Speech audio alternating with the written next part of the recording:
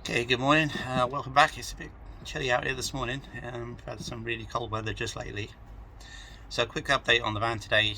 Now got a speedo and odometer on the clocks. Found a post on the T4 forum, I think it was, about T5s, T6s, and about taking tachos out. And found a post saying basically go to the instrument cluster, go to adaptations, and then go to the trip computer and switch that off.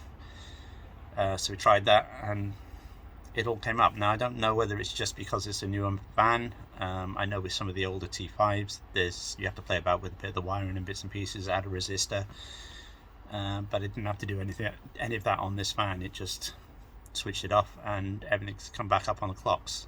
Mileage is as we said it was, which is good. So that's all done. Taking the front bumper off to fit fog lights and sort of wiring out for that. Got to sort out the rest of the wiring now for this heated screen because we've got to upgrade the relays and the fuses. And the tow bars turned up this morning as well. Now I've had a nightmare with tow bars because I've ordered a rear step for the van. Because it's a rear wheel drive van, it's quite high at the back. So I ordered a bumper with a step in it to make it easy to get in and out. That's all come, that's all great, that's there, but I couldn't find a tow bar that fitted on a twin wheel with a step. So I've had to buy the one without a step, and I'm going to see if I can adapt it. If not, I'll just have to buy the original style bumper. It's not the end of the world, it's more money again, which is a pain, but it's just progress. So we're moving on. So just show you some bits and pieces quick. Okay, so the first thing really happy with, I ignored the warning lights is because I've had the battery disconnected, but basically you can see now the mileage at the bottom, the odometer, the trip computer and the speedo all work. So I'm really happy with that now. What it means is I can put the whole dashboard back together now, and we can move on.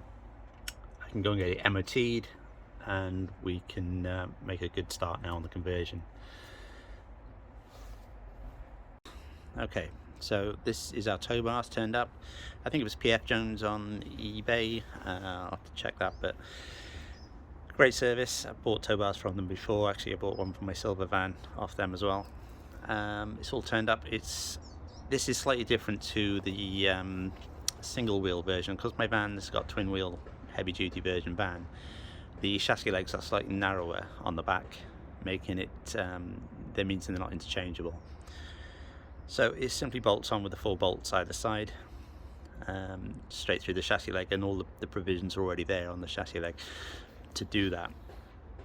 Like I said, this is designed for not using a step, and I bought the step, but whether or not we can combine the two, I don't know. I'll have to get the tow bar fitted and then see about fitting the step as well. If not, it'll just be a case of buying a standard bumper and putting that on instead. Not the end of the world, just not what I really wanted. Okay, so I've taken the front bumper off the van again to fit these fog lights in. I've had the fog lights for a little while. So they just literally, if I can get the camera in the right place, so they screw in here and another screw in there, and it clips in the front down here. So it literally just slots in 2 screws. So I bought a wiring loom, again it was to fit a T4, a T6 transporter. Basically I'm just going to adapt it to fit this. So got all the loom basically here. This is the original plugs for the van that plugs in the bumper loom. So I've just cable tied it along here, same as where the original one was fitted, and same here, so it just goes into the light.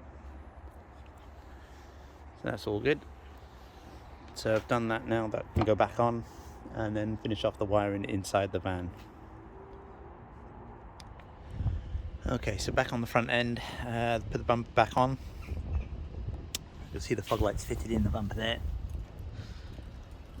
And the wiring loom is in the corner of the engine bay, same as standard. So back to these relays. These are the ones for the heated screen. Now I've changed these from the 30 amp ones to the 40 amp ones. So the wiring is actually the same loom, but I already overspec'd the wiring because I didn't want that to be the weak link. I wanted the fuse to be the weak link, but it was getting very hot, so obviously it wasn't quite up to the job. I fitted now 2 40 amp relays and 2 of the bigger maxi type fuses, and that all works great. That doesn't get hot at all now. That's working really well. So this is the relay now for the front fog lights. Power comes again from here for the power for the lights, and again the switch from inside. But speaking of the switch from inside,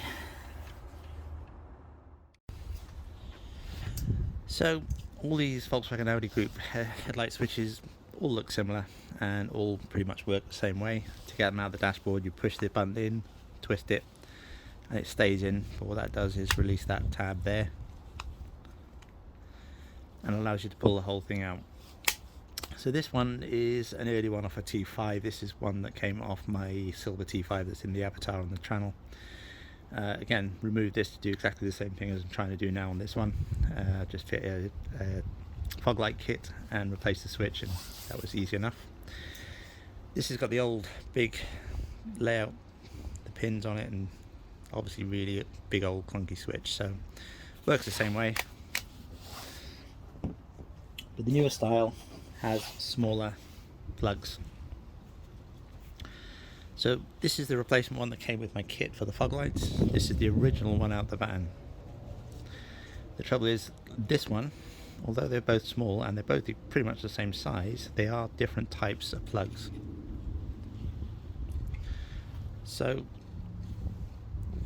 this is the earlier style, and the lugs are here and here, they're right on the edge. So the earlier style. The later style, they've got 2 smaller lugs further in, so they're not right on the edge. That's the big giveaway.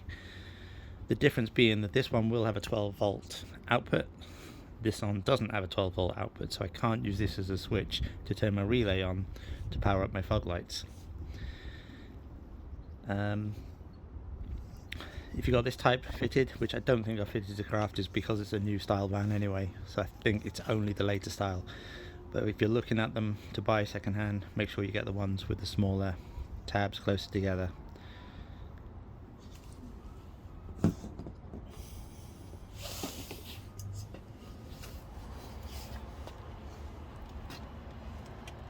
Okay, so I found another switch. This is from again from Mark 7 Golf. Has the 2 fog lights front and rear. Also has the auto headlights built in, and yeah, that's all fine. But the problem is that although there's 2 spare pins on it,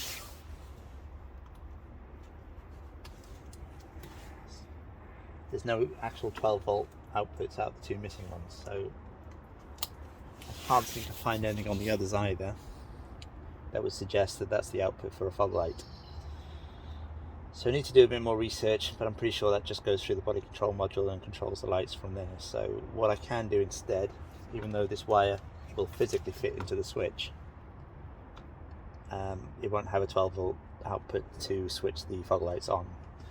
So this panel here sits about here for the dashboard, and is actually 4 extra switches. So what I'm going to do is wire a switch into here for the fog lights just for now, and then maybe later on get the proper loom. I have found the loom in Germany.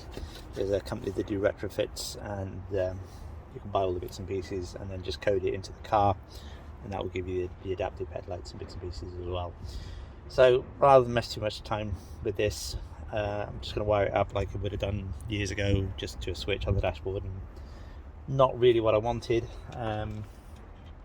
but all the bits are there bar the loom for the original parts, so later on we'll be able to do that.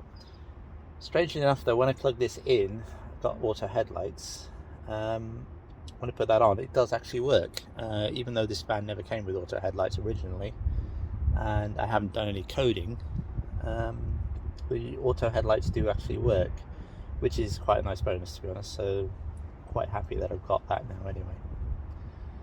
So the next thing now will be to get everything back together for the dashboard, back together as much as I need to. Put the front bumper back on at the moment, because they're literally just held on by cable ties at the moment. So get the front bumper back on properly, get the grille on, strip all the rubbish out the back of this where I've been building bits and pieces, put the passenger seat back in, put the rear lights back in, and then take it for an MOT. Once it's MOT'd, we will be able to move it around and make life a bit easier.